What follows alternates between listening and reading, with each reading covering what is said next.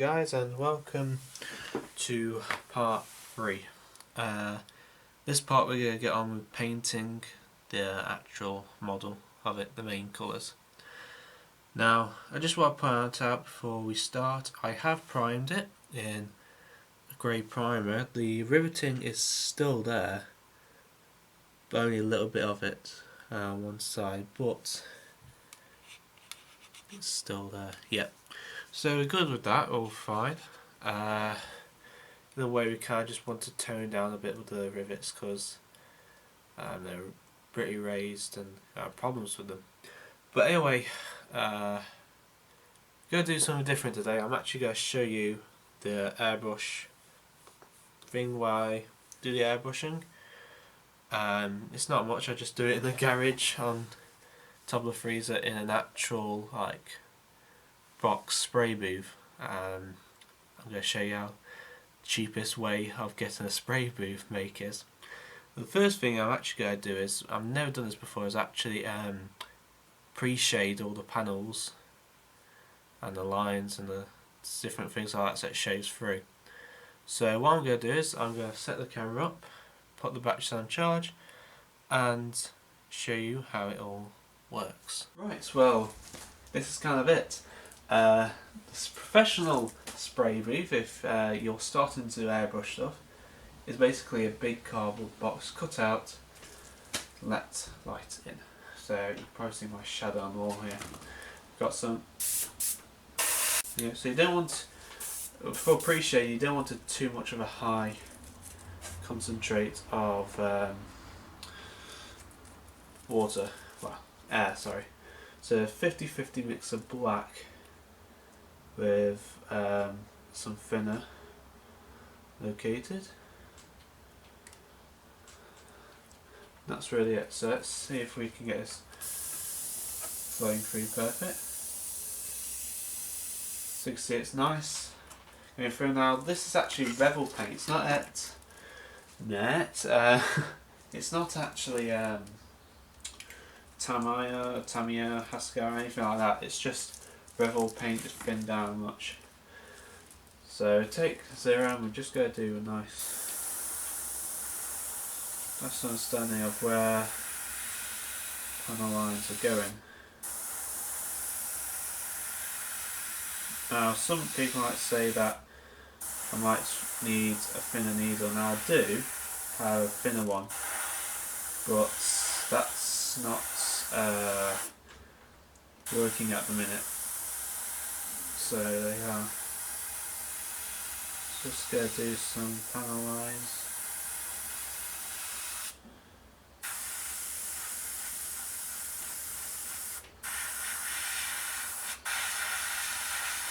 Some pre-shading on the panel lines there.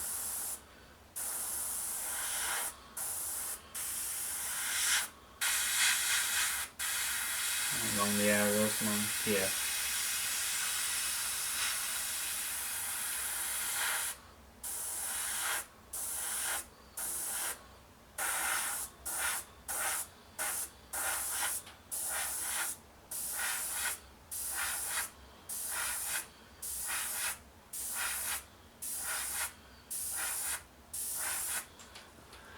So that's what you do with pre-shading.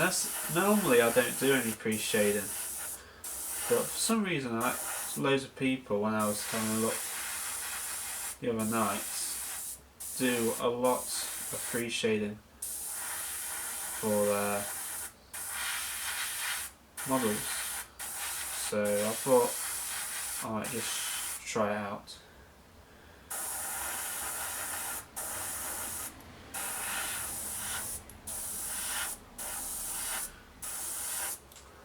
Like so, a bit more there.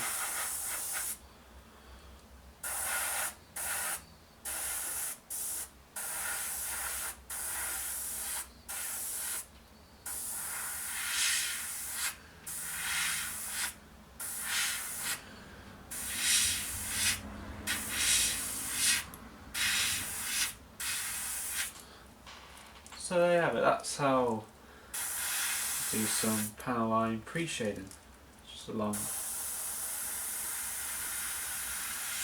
like so. Now you don't want it too thick because I've say to you guys this, you don't want it too thick because it might just ruin the like the surface of the model itself. Give some down there where the engine machine guns are, like so. Like so. So yeah, it's going to be a quite a long process, this is.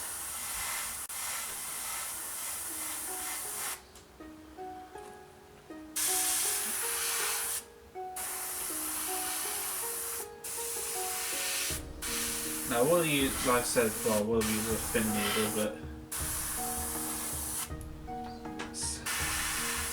it needs to be either replaced or fixed very quickly. So, have to see what we can do basically. Well, might be boring you a bit now. What I'm going to do is I think I'm going to just carry on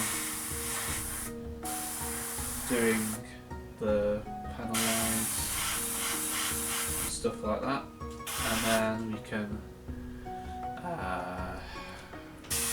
get on with the painting, which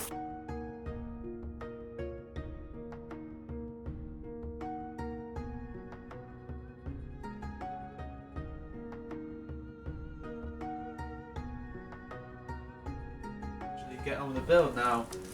Actually done the pre-shading, all looks fabulous all over. So now what we're going to do is go paint the main colour, which is the grey. Now I did say at the start of the series I was painting it in XF12, but just looking at what people do, I think people are saying what Martin Lamont did. He painted his area as in an XF76, which is the beige green with about 20% drop of white in it. So I've had to do a couple of mix of that. So this is it. Not sure, but it looks the right colour. I liked grey. Straight into the cup, and I have thinned it, which is an absolute importance for airbrushing. It's spraying very nicely. Just put that on the lid. Now let's have a start of this.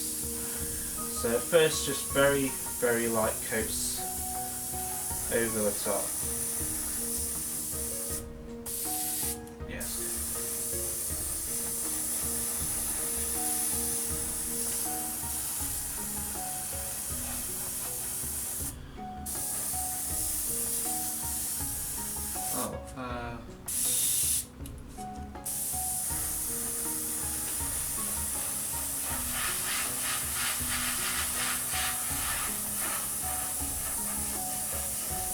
Hold on a second. Not like that.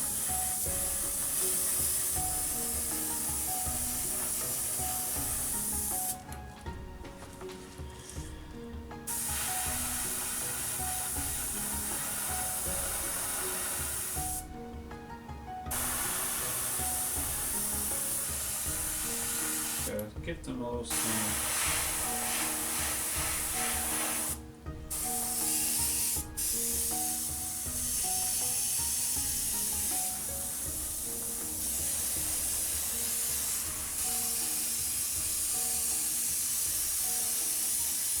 Very thin coat over the top.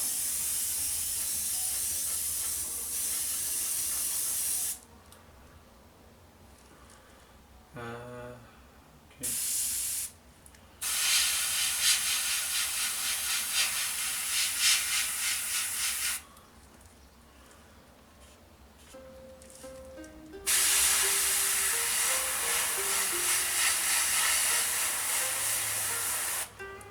That's alright.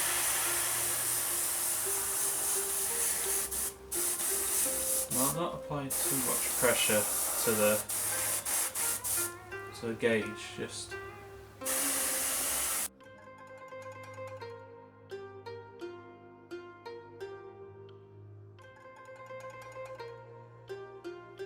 there you go. I just realised I haven't been talking much. I probably forgot the camera's actually running.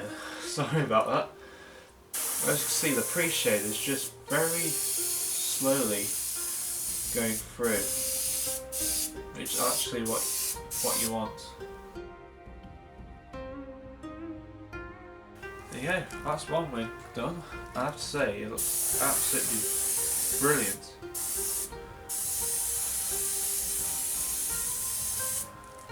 Wow, first time pre-shade as well this is, with an airbrush. Wow, it's beautiful. I'm just actually stunned by this, guys, because I haven't done pre-shade with an airbrush before. And it's actually turned out how I actually planned it to do. It's come out in a nice, grey finish, what I exactly wanted.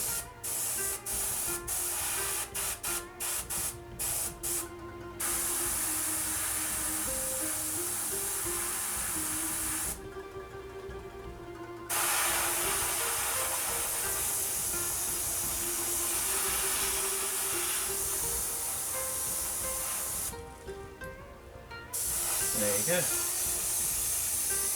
Just like that. Wow. Right, I'm going to start work on the next wing now.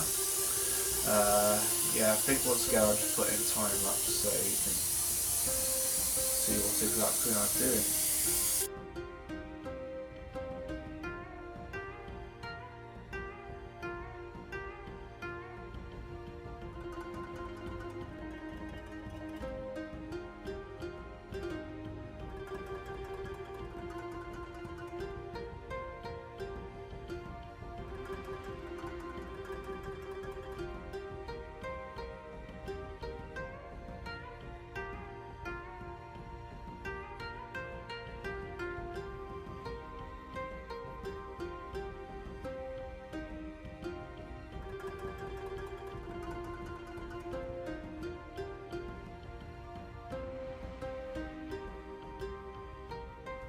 So, here we have the Zero.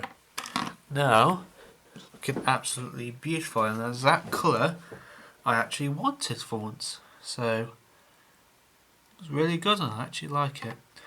Now, last thing we have to do now, of course any model, we have the main colours on. Looks absolutely beautiful and pre-shaded, both underneath and top. See all the beautiful working. Again, I'm using Humboldt Gloss Clear. This should be the trick. So again, nice thin layers over the top. If it wants to give it a nice smooth finish it deserves. Like so. Just make sure the paint is, how do you put it, 100% dry. And then just put as much as you want on top of this. I always tend to put a thin layer over the top because if you put it too thick, it gives like horrible, how do you put it, horrible thickness differences, if you get what I mean, variance or whatever you want to call it.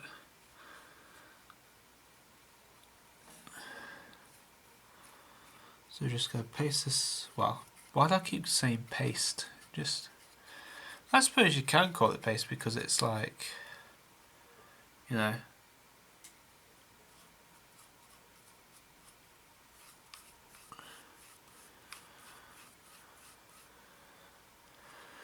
well, she looks great like that.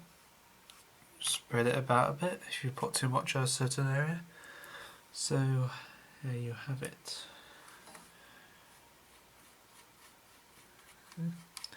Say, absolutely amazing aircraft Zero. It's a shame that they can't like properly build any more of these because of the no existing blueprints. so sad about it at the minute. I remember I've only built in my lifetime 4 Zeros compared to how many Spitfires I've done. Done 3 Hurricanes, that's a bit my weak spot again. I can't wait to start this new Airfix one. It's going to be great. Great work. Like so. Might have just hit the camera there, my thumb. But anyway, so it is looking absolutely beautiful. Now, I've noticed that with the Humbrol Clear, it does tend to make the, how would you pull it? The surface a bit darker. Now that happens with every single model, so don't worry too much about it.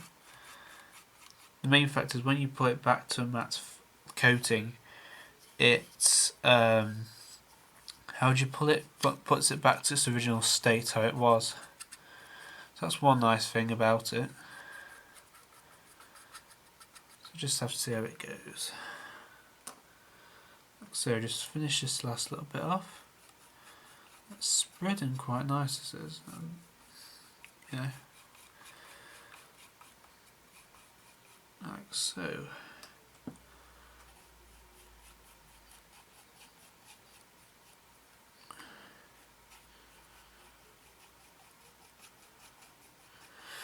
Nice thin layers over top and it should be okay. Beautiful zero. There you are. Like so. Right, well, it's kind of end of it now. I have done this part. I'm going to let this dry and possibly add a new layer over the top to make it a bit more glossy, as I always do. So, yeah, with that I bid you farewell. Hope you've enjoyed this part of the build. Happy modelling. Hope you follow along with this. I shall see you all later. So, once again, cheers and goodbye for now.